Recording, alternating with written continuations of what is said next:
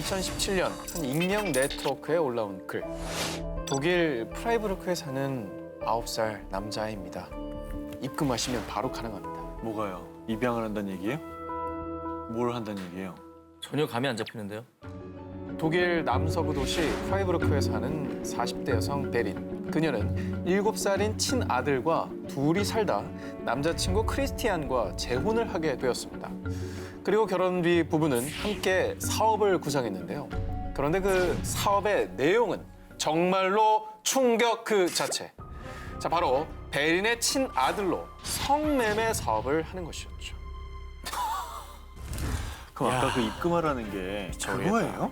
그 글을 올린 사람이 바로 엄마였습니다. 친엄마. 네. 와, 이거 진짜 말도 안 되는 것 같아. 정말로 끔찍하게도 엄마의 매춘 광고에 소아 성애자들의 문의가 쇄도했고요. 엄마 베리는 악마들에게 친아들을 넘겼습니다. 낯선 남자들의 추악한 성적 학대에 어린 꼬마는 매일을 고통 속에서 신음했고요. 자, 7살 소녀는 그렇게 엄마 손에 이끌려 무려 2년간 60차례가 넘게 끔찍한 성적인 학대를 당했다고 합니다. 와, 이거는 정말 너무... 이건 너무 상상 이상인데. 아이의 성을 판매한 이 일은 소아 성애자인 계부의 지시로 밝혀졌는데요. 그래서 집에서는 계부가 수시로 의붓아들을 성폭행을 해왔고요. 심지어는 그 행위를 모두 다 촬영을 해서 익명 네트워크에서 이걸 또 대규모로 돈을 받고 판매하기까지 했다고 합니다. 근데 이 사건이 어떻게 밝혀지게 된 거예요? 자, 불행 중 다행으로 그 영상을 우연히 본 사람들의 제보로 독일의 사이버 범죄 수사대가 수사에 착수했고요. 그 결과 이 부부의 끔찍한 악행이 밝혀지게 된 거라고 합니다. 아, 정말. 그리고 다행히도 양부모에게 입양돼서 사랑으로 좀 자라고 있다고. 다행이네.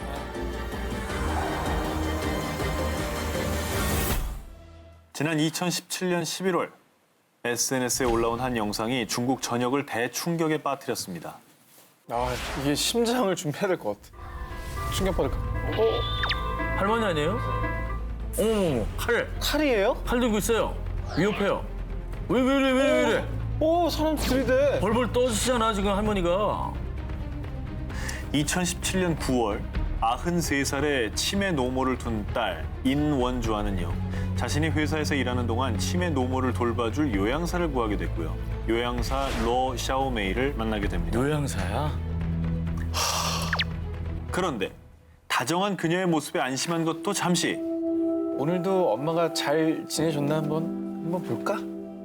치매 노모 때문에 미리 설치해둔 CCTV 영상을 오랜만에 확인하게 된 겁니다. 아, 얼마나 기가 막혔을까, 그 딸은. 확인했는데 저 영상이 나왔을 때 그 딸은 어떤 마음이었을까요? 그러니까 어머니를 좀 잘 모시고 싶어서 요양사를 고용한 걸 텐데 저러고 있으니 혼자 계시니만 못한 거 아닙니까? 못한 거죠. 오히려 못한 거죠. 저 영상을 확인하자마자 딸 원주아는 곧바로 엄마의 몸을 확인했습니다. 엄마의 안쪽 팔과 허벅지 또 온몸 군데군데 시퍼런 멍이 들어 있었습니다. 그래서 이전에 찍힌 CCTV 영상들까지 모조리 확인했는데요. 요양사 샤오메이가 치매 노모를 돌본 지 채 열흘도 되지 않았지만 영상에 찍힌 학대 모습만 무려 5건. 폭력뿐만이 아니라 노모의 배설물을 담은 바구니를 얼굴에 들이밀기까지. 아우, 저 어떻게 하지도 못하시고 저거. 목 부분을 또 구타했어요. 공포에 질린 저 모습 보세요. 이게 웬일이니? 요양사 샤오메이는 학대 사실을 극구 부인. 하지만 그녀의 만행은 영상에 고스란히 찍혀 있었고 결국 중국 공안에 의해 체포됐는데요. 그런데 정말 가슴 아픈 일은 이 샤오메이가 체포되던 바로 그날 원주안의 치매 노모가 세상을 떠난 것으로 전해졌습니다. 저 살인 미수예요. 저 살인 미수예요. 그냥 학대가 아니라 그렇지 않습니까? 저 혹시라도 저 CCTV를 안 깔아놨으면 그냥 멍만으로는 증거가 없었을 수도 증거도 있었어요. 없고 그냥 어머니가 노안에 몸이 좀 안 좋으신 것보다 했을 거 아닙니까? 그러니까 저분이 맞아서 그런 게 아니라. 이게 첫 번째 범행이었겠냐고. 그 전집에서는 안 걸린 거예요. 그리고 또 자식의 마음은 어떻겠어요? 이 요양사 샤오메이에 대한 재판은 현재도 진행 중인 것으로 알려졌는데요. 나약한 노인과 가족들에게 지울 수 없는 상처를 남긴 그녀. 반드시 응당한 대가를 치러야 할 것입니다. 교황은 자리에서 물러나라! 물러나라! 지난 8월 전 세계 곳곳에서 일어난 교황 퇴위 시위. 종교계는 물론 전 세계를 분노로 물들인 이 사건은 한 문서로 세상에 드러나게 됐습니다. 그 문서는 바로 카톨릭 아동 성학대 의혹 보고서. 미국 펜실베니아주 검찰 당국에서 구성한 대배 심의 조사로 밝혀진 이 보고서는요.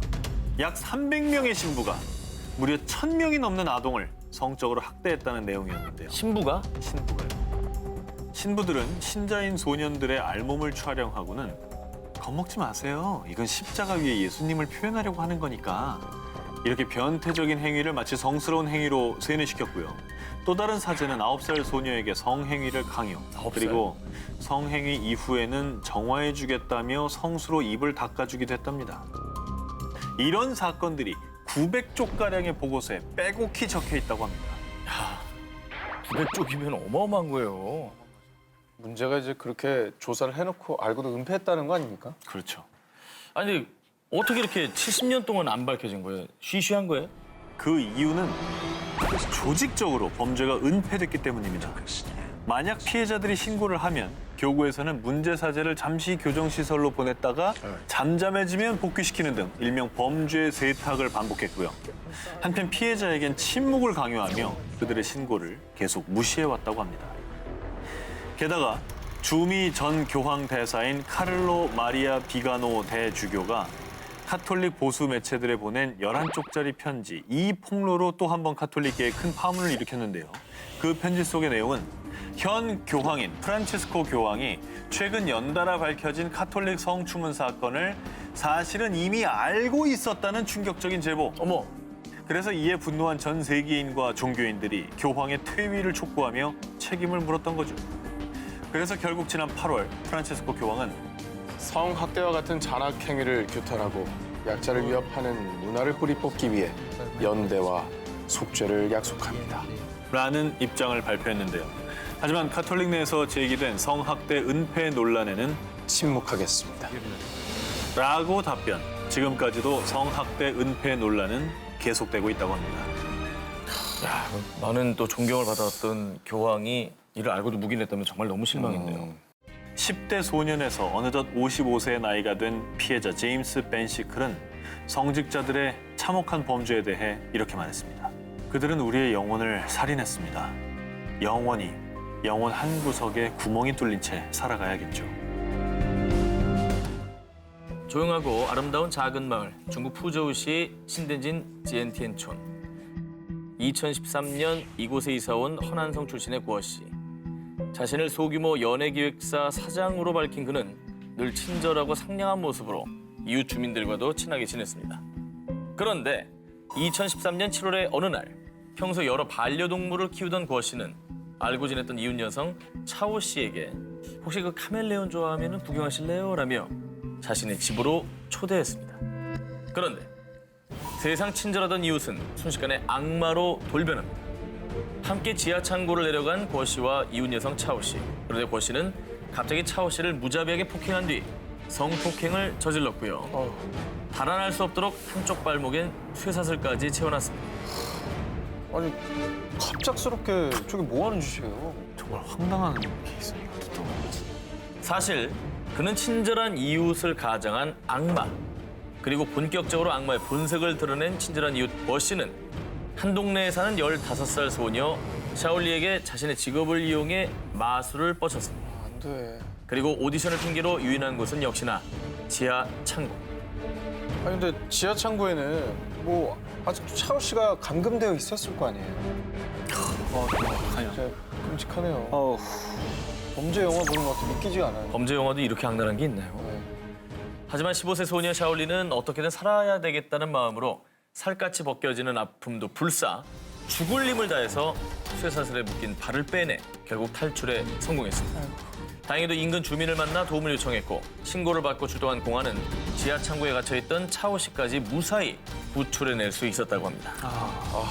정말 다행이네요. 그래서 범행을 저지른 고 씨는 어떻게 잡혀서 처벌을 받았습니까?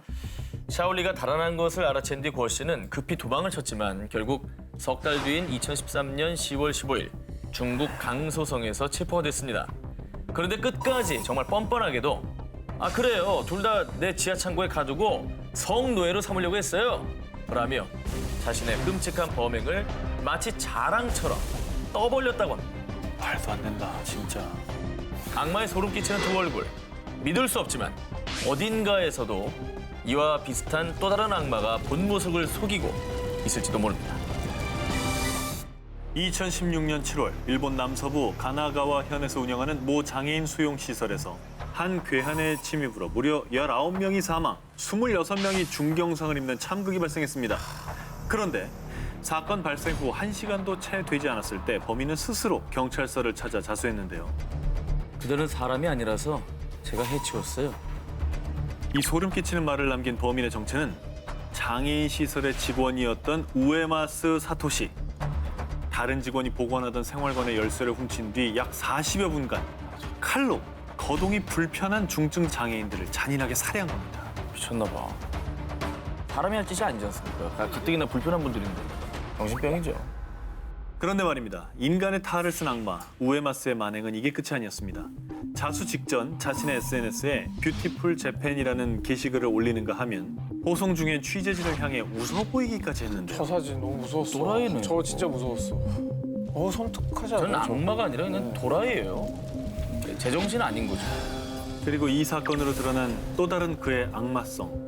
사건 발생 5개월 전인 2016년 2월 일본 중의원 의장의 집무실을 찾아가서 장애인 470명을 죽여야 한다는 편지까지 전했다고 합니다. 그러니까 장애인 혐오 범죄네요, 어떻게 보면. 혐오 문제죠. 그냥 뭐 하는 짓입니까? 네. 주변의 이야기에 따르면 교사의 꿈을 품고 T대학 문학부 초등교육학과에 진학까지 했는데 번번이 교사 임용에 실패하고 좌절. 결국은 지난 2012년 말부터 사건이 발생한 장애인 수용소에 어렵게 취직을 했는데요. 장애인들에게 폭력과 폭언을 가해 입사한 지 약 4년 만인 2016년에 해고를 당했다고 합니다. 꿈과 진로가 모두 꺾이자 일각에서는 그 분풀이 대상을 자신보다 약한 장애인으로 삼은 게 아닐까 추측만 하고 있습니다. 자, 그런데요. 또 한 번 사람들을 경악해 한 그의 악마성. 또 있어요? 일말의 반성도 하지 않던 그는 자신의 이야기를 담은 책 판도라 상자가 열렸다를 출간했고요. 아니 어떻게 출간할 생각을 또 예. 돈밖에 눈에 안 보이나 봐요. 그러니까요. 정말 최악이네요. 범행 이후 2년이 지난 현재까지도 첫 재판도 열리지 못하고 이례적으로 2차례의 정신감정이 진행됐는데 결국 올해 9월 자기애성 인격 장애를 판정받았지만요. 하지만 범죄 행각에 대해 책임질 수 있는 상태라고 판단돼 살인 혐의 등으로 곧 첫 번째 공판이 열릴 예정이라고 합니다.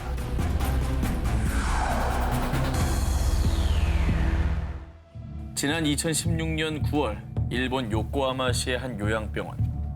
이 병원에서 지내게 된 88살의 노인 야마키 씨. 그런데 이번 6일 만에 돌연 숨을 거두고 말았습니다. 갑자기 왜 그랬대요? 그런데 고인의 링거에게 이상할 만큼 많은 거품이 발견. 이에 병원 측에서는 곧바로 경찰에 수사를 의뢰했습니다. 다음 날 공개된 고 야마키의 부검 결과 계면 활성제 성분이 검출됐습니다. 수사 과정 중 야마키가 숨지기 이틀 전 사망한 다른 노인 역시 이물질에 의한 중독사였다는 것이 밝혀졌습니다. 이에 경찰에선 연쇄 살인의 가능성을 두고 수사에 돌입.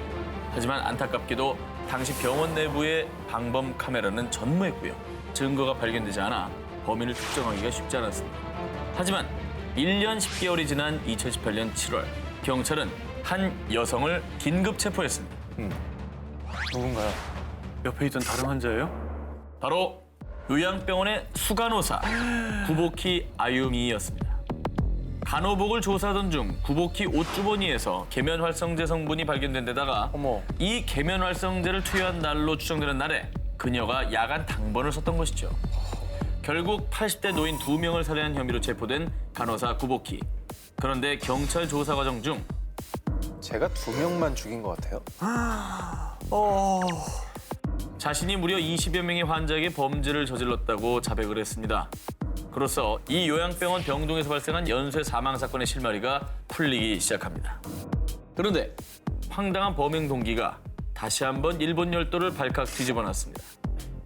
제가 근무할 때 환자가 죽으면 유족들한테 일일이 설명해야 되는데 귀찮았어요. 귀찮아서 간호사 일은 왜 합니까? 당시 일본 언론은 백의의 천사 탈을 쓴 악마다라며 대대적인 보도를 쏟아냈고요. 이 사건을 통해 다시는 이런 일이 발생하지 않도록 요코하마 시내 병원의 약 90%가 CCTV를 설치했다고 합니다. 다음 특종도 마음의 준비를 좀 하셔야 될 것 같습니다. 이번엔 독일의 한 병원에서 있었던 일입니다. 2005년 독일 델멘 호르스트 병원.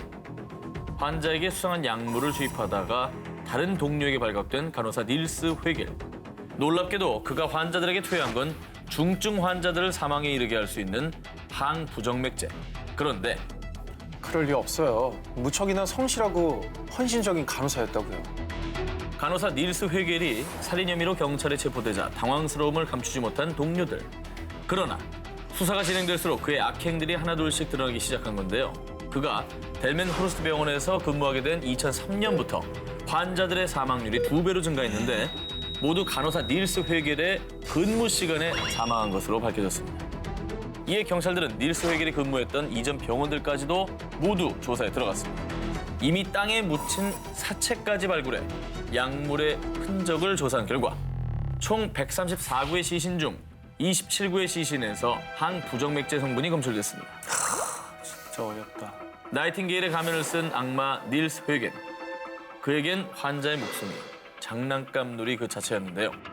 환자들이 생사의 기로에 선 절체절명의 순간 이들을 심폐소생술로 되살려냈습니다. 심지어 위급한 순간 견습 간호사를 불러서 자신의 심폐소생술을 보게 하기까지 취조할 때 이런 말을 했다고 합니다. 하루 종일 병원에 있어봐요. 얼마나 심심하다고요.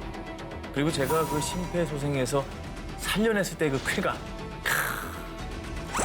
진짜 어이없다. 결국 추가 살인 혐의까지 밝혀지며 이 닐스 회겔은 2015년 무기징역을 선고받은 것으로 전해졌습니다.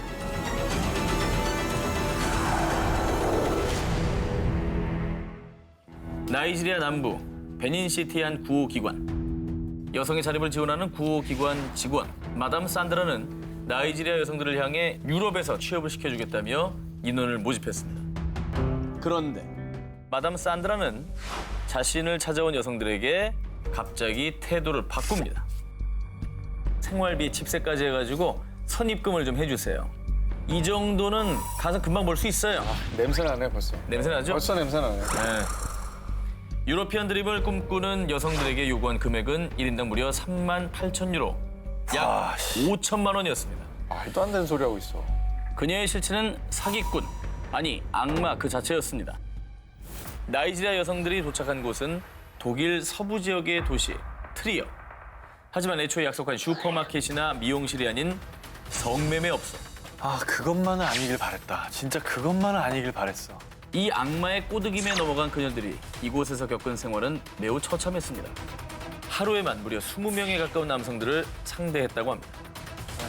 게다가 집세 및 소개비라는 명목으로 매월 약 130만 원에 가까운 돈을 송금해야 했다고 합니다. 계속 또 돈을 뜯어냈다고? 5천만 원 선입금하고 매월 130만 원씩 뜯어간 거죠. 아, 이거 정말 나쁜 사람이다. 그런데 정말 다행히도 독일에선 불법 외국인 노동자와 고용주를 강력하게 처벌하는데요. 위조 신분증으로 활동하던 이 여성들은 결국 신고를 받아서 이 지옥 같은 생활에 종지부를 찍을 수 있었습니다. 그리고 한편 나이지리아 국립인신매매 방지국은 2017년 8월 마담 산드라를 런던 히드로 공항에서 체포할 수 있었다고 합니다. 라이베리아 출신이었던 그녀 또한 런던에서 간호사로 취직을 했는데 월급만으로는 자신의 사치를 충족시키지 못하자 돌변한 거라고 합니다. 잘 아니까 이용한 거죠. 그렇죠. 잘 아니까. 네. 같은 입장이었으면 그러면 안 되죠. 캐나다에 사는 29세 청년 루카 메그노타. 훤칠한 키에 푸른 눈동자를 가진 그는 모델로도 활동했을 만큼 준수했습니다. 하지만 그의 속에는 악마들이 들끓고 있었습니다.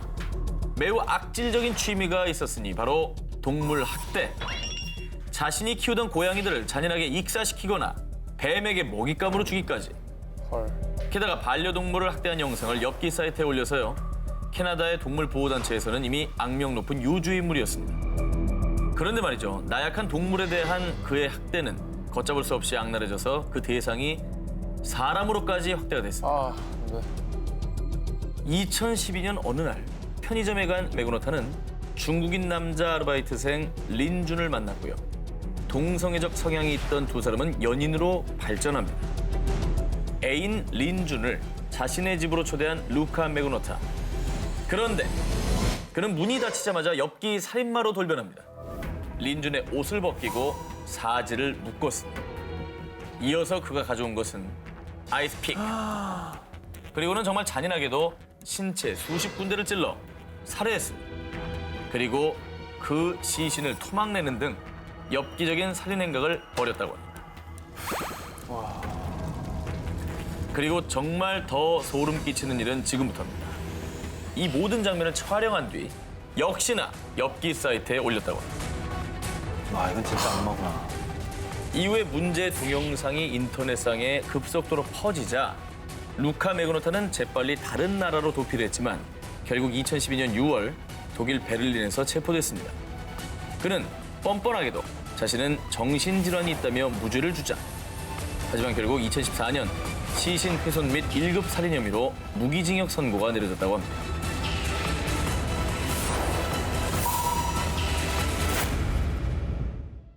자, 이번 특종, 당시 언론에서는 이 끔찍한 사건을 두고 전교 1등을 뺏긴 2등의 참극으로 보도했었습니다. 자, 여기 자식을 잃은 슬픔과 억울함을 호소하는 부모의 인터뷰가 있습니다. 是不明白。 아휴, 무슨 일이야. 저렇게 주저앉을 정도면 듣기가 무서워지는데 무슨 일이에요? 자, 이 끔찍한 악몽의 시작은 2018년 6월로 거슬러 올라갑니다. 아, 몇 달 전이네요. 중국 동부 산둥성 쯔보시의 한 중학교. 평소 품행이 단정하고 성적도 우수해 늘 반에서 1등을 놓치지 않았던 3학년생 마군. 그런데 그런 마군을 유독 시기하고 질투했었던 한 친구, 바로 전교 2등 친군이 있었습니다. 야, 전교 2등도 사실 1등이나 다름없는 거거든요. 전교 2등짜리가 뭐가 아쉬워서... 참. 자, 이 친구는 평소 승부욕과 시기가 굉장히 강했다고 하는데요. 아이. 이전까지는 전교 1, 2등을 다투던 두 학생. 그런데 언젠가부터 마군이 계속 1등을 하자 열등감에 휩싸인 전교 2등 친구는요. 야, 내가 너 때문에 집에서 어떤 취급을 받는 줄 알아? 이번에도 너 1등하면 정말 가만두지 않을 거야. 저런 말이야. 본인이 더 열심히 하면 되는 거 아닙니까? 전교 1등 마군에게 이렇게 말도 안 되는 협박까지 한 전교 2등 친군. 자, 그런데요. 6월 4일 중간 모의고사 전체 성적이 발표됐는데 하지만 이번에도 전교 1등은 마군. 결국 친군의 열등감은 분노와 복수심으로 바뀌었습니다. 한편 전교 1등 성적표를 들고 기쁜 마음으로 집으로 돌아가던 마군이 집 대문을 열었는데요. 그런데 그 앞에서 기다리고 있던 건 시퍼런 칼을 든 전교 2등 친구. 저게 말도 안 돼, 정말. 아니, 전교 2등이 뭐가 아쉬워서 저러고 있대? 너만 없었어도 내가 1등인데 없어져 버려! 자, 친구는 순식간에 마군을 10여 차례나 찔렀고요. 바닥은 온통 피 범벅으로 물들었습니다. 아, 그리고 이때 아들의 비명소리를 들은 마군의 모친은 혼비백산해 밖으로 뛰쳐나왔는데요. 안에 계셨어. 그리고 결국 정말 안타깝게도 마군은 과다출혈로 그 자리에서 사망하고 말았는데요. 아니, 자, 아이를 잃은 부모의 심정이 어떨지 상상도 가지 않으시죠? 이후에 전교 1등을 살해한 전교 2등 친구는 결국 체포됐는데요. 부모님의 멸시와 압박감 속에 이런 범행을 저질렀다고 합니다. 아, 정말 너무 안타깝다. 아무리 이제 부모님도 사실 잘한 건 없지만 그렇다 해도 저런 행동을 하면 안 되죠. 물론 친군의 잘못 있습니다. 하지만 이 세상을 입시 괴물로 만든 또 친군의 가족들, 또 어른들, 또 1등만 강요하는 사회 모두 성찰이 필요할 때가 아닌가 싶습니다. 그렇죠. 친구만의 문제가 아니죠, 이건. 저거 1등 한다고 인생이 바뀌는 것도 아닌데 왜 근데 인생을 전화는 그렇게- 모르죠. 아, 자, 그리고 정말 공부 잘하는 사람들이 높은 자리에 올라가고 잘 나가는 세상 우리가 오래 지금 살아왔잖아요. 근데 지금 우리 사회가 살만한가요? 저는 그래서 공부로 줄 세우고 이런 게 저는 이제는 좀 필요가 없지 않을까 싶어요. 그거 되게 멋진 지적이네요. 네. 10월에 벌어진 최근의 사건입니다. 멕시코시티 북동부 교외 지역 에카테펙. 자, 이곳의 경찰들은 이 일대에서 일어난 실종 사건의 용의자를 수색 중이었는데요. 그런데 어딘가 수상한 모습으로 유모차를 끌고 가던 한 부부를 발견합니다. 경찰들은 그들이 밀고 가던 유모차를 열어봤는데요. 끔찍하게도 토막난 시신이 가득 들어있었습니다. 유모차에? 유모차에 이토록 끔찍한 범죄를 저지른 이들 부부는 남편 후안 카를로스와 아내 패트리샤. 그 뒤에 경찰은 이 부부가 소유한 두 채의 집을 급습했는데요. 그곳은 그야말로 살인 소굴 그 자체였습니다. 실종 피해자들의 옷가지와 소지품들은 여기저기 뒹굴고 있었고요. 토막난 시신들은 8개의 드럼통에 시멘트로 마감되어 있거나 냉장고 안에는 꽁꽁한 시신들이 봉투에 쌓여 있었습니다. 영화 양말을 보았다보다 더 무섭네요. 그리고 여기서 끝이 아닙니다. 끝이 나라 정말. 자, 이 부부의 악랄한 범죄가 낱낱이 또 밝혀졌는데요. 인터넷 사이트에 여성 의류를 싸게 판다는 글을 아내가 올린 뒤 손님들이 옷을 사러 오면 가차없이 살인. 왜 그래? 그리고 이들 부부는 무자비하게 시신을 훼손한 뒤 장기 밀매부터 인육을 먹는 등 엽기 행각까지 벌였다고 합니다. 그리고 뭐 이보다 더 엽기적일 수 있을까요? 살해 동기입니다. 남편이 살해한 대상은 모두 여성이었는데요. 근데요? 그 이유는 남편 카를로스가 어린 시절 엄마에게 학대를 당해 모든 여성들을 죽이고 싶었다라는 이런 비겁한 범행 동기를 밝혔다고 합니다.